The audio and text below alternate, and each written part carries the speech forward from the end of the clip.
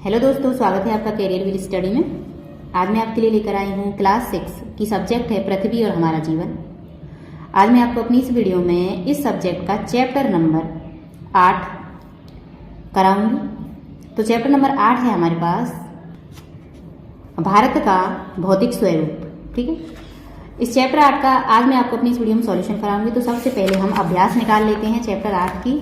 देखो, अभ्यास निकल गई है। अभ्यास में हमारे पास क्वेश्चन नंबर 1 है, निम्नलिखित प्रश्न के उत्तर संक्षेप में दीजिए। कहा है उत्तर के मैदानी भाग की विशेषताएं लिखिए। आपका निवास भारत के किस प्राकृतिक क्षेत्र के अंतर्गत है? तो देखो, इसका उत्तर होगा उत्तर का मैदानी भाग विश्व का सबसे विस्तृत समतल मैदान है, जो भारत में लगभग 2400 किलोमीटर की चौड़ाई में फैला हुआ है।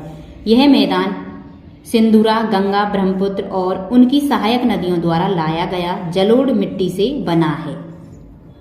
ठीक है, उसके बाद अगला क्वेश्चन है हमारे पास खा पर्वत और पठार में अंतर स्पष्ट कीजिए।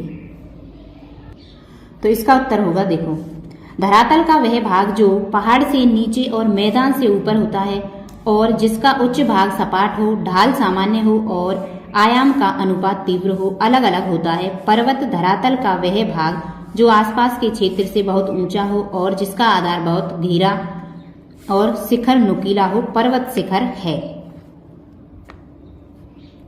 उसके बाद हमारे पास अगला क्वेश्चन है गा पठार और मैदानी भाग में अंतर स्पष्ट कीजिए। तो इसका उत्तर होगा हमारे पास, देखो, धरातल पर मिलने वाले अपेक्षाकृत सपाट भूभाग को मैदान कहते हैं। ये एकदम सटीक न्यून होते हैं और ऐसे क्षेत्रों में नदियों का प्रवाह मिश्रित होता है। समुद्र तट से ये झटके 200 मीटर की जमीन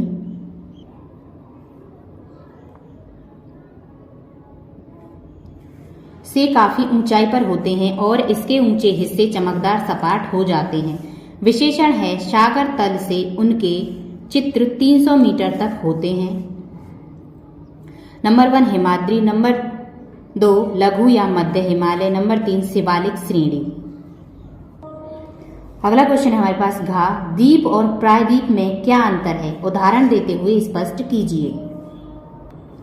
इसका उत्तर है हमारे पास द्वीप जल के बीच स्थित स्थल भाग को कहा जाता है।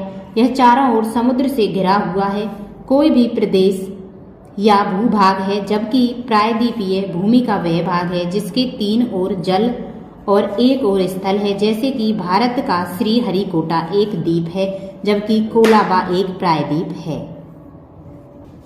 अगला क्वेश्चन है हमारे पास मरुस्थलीय क्षेत्र में वनस्पति कम क्यों पाई जाती है? इसका उत्तर है यह सूखा, गर्म और रेतीला होता है, इसलिए यहाँ वनस्पतियां कम पाई जाती हैं। अगला क्वेश्चन है हमारे पास भारत की अर्थव्यवस्था में उत्तर के पर्वतीय भाग का योगदान क्या है? भारत की अर्थव्यवस्था में उत्तर के पर्वतीय हिस्से का महत्वपूर्ण योगदान है। इस हिस्से में रमणीक स्थल हैं जो कई पर्यटन देने वाले देशों की अर्थव्यवस्थाओं को मजबूत करते हैं।